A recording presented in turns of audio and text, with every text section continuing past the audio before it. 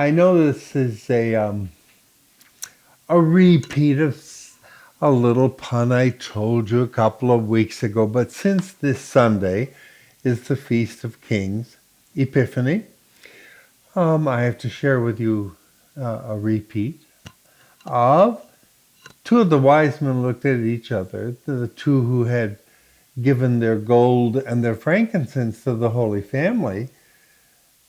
And they looked at each other and then at Joseph and Mary, who were just so grateful for having received the gifts.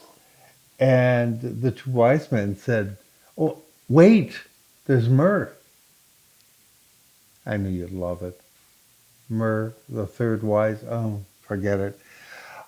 We are, as I said, coming under this lovely holy day, which technically in some countries, especially in Hispanic countries, marks the end of the Christmas season. The 12 days of Christmas would have been celebrated from the 25th to the 6th of January, technically. This is not the 6th this Sunday, but it is the Feast of Epiphany.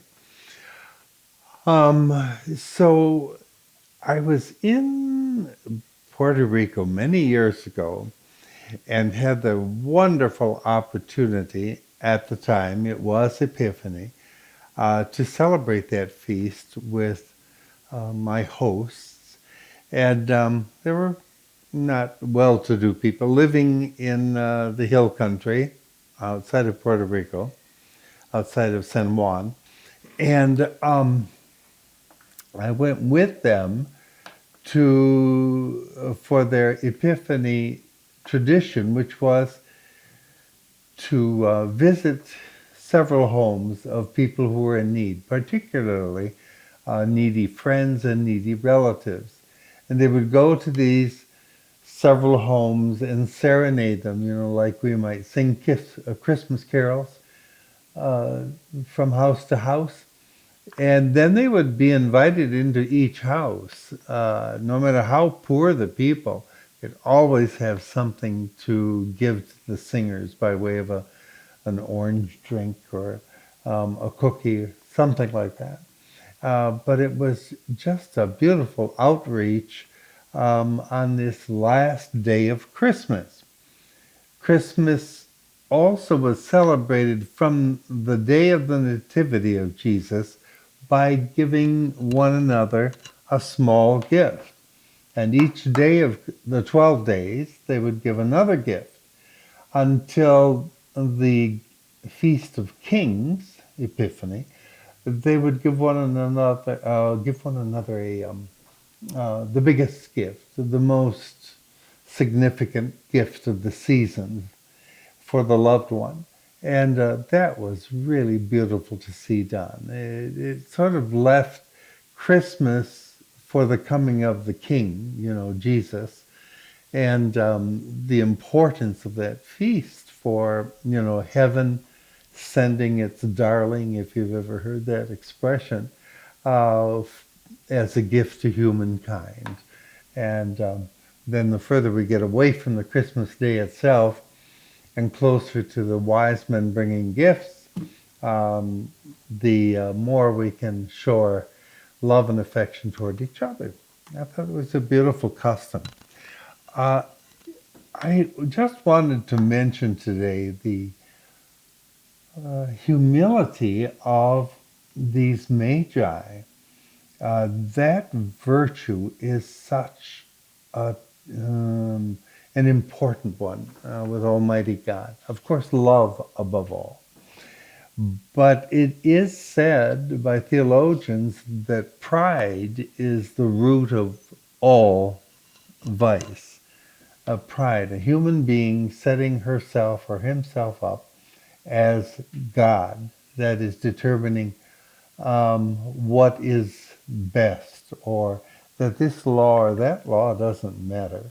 As long as I'm happy, that's what matters.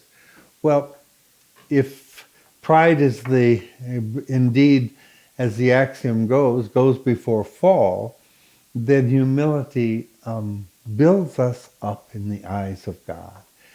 These wise men were people of some knowledge, if not maybe even power back home, because of their studies of the stars. Nobody did this but very studious, scholarly people. And people were really respected in ancient times for their education. They took a great risk by leaving their homeland, by leaving the security of what they knew and humbly traveling to another country where they were putting themselves at great risk.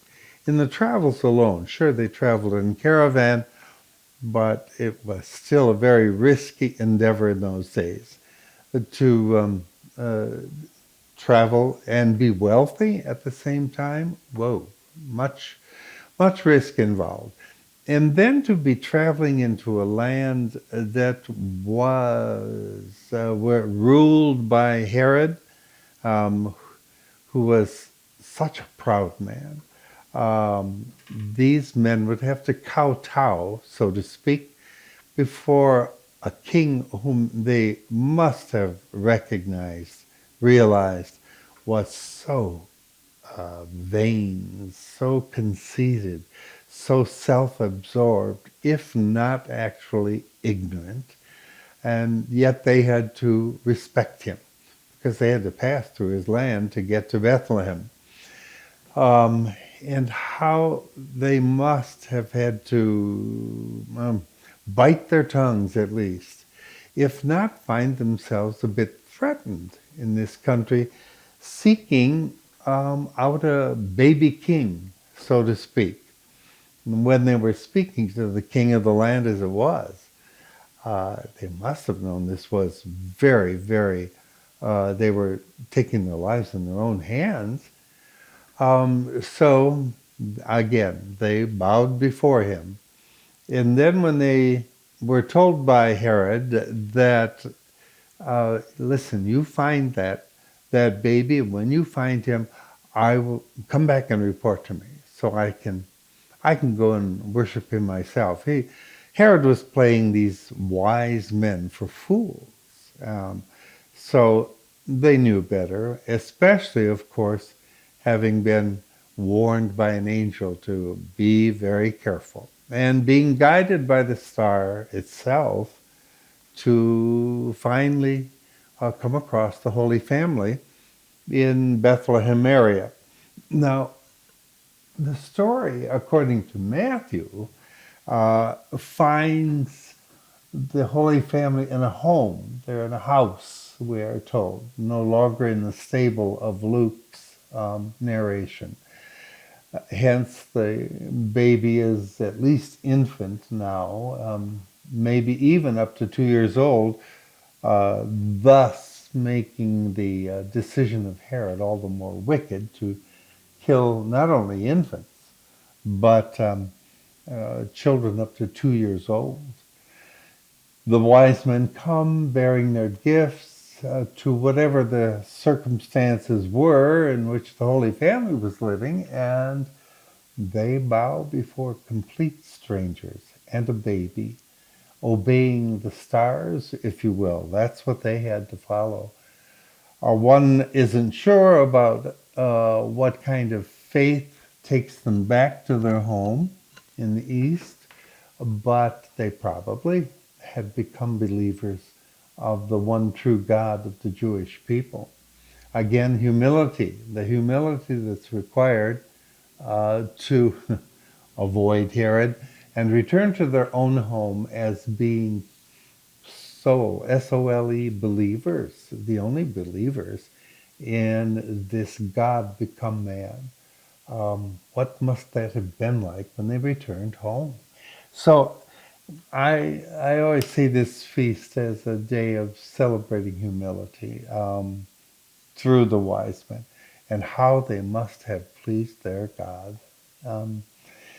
So we might think of that today. If we're going to reign in the kingdom, of course, we have to be willing to take the footstool first and bow before others. God bless you. May you have a happy, happy day. Oh, since, by the way, we are only, well, several weeks from Valentine's Day, I got to leave you with the Valentines pun also, each day maybe for the next few weeks. So, I looked these up under Dad's Valentine jokes, okay? Why did the sheriff lock up his girlfriend? Because she stole his heart. Isn't that good? If you belong to our parish, I want you to start thinking about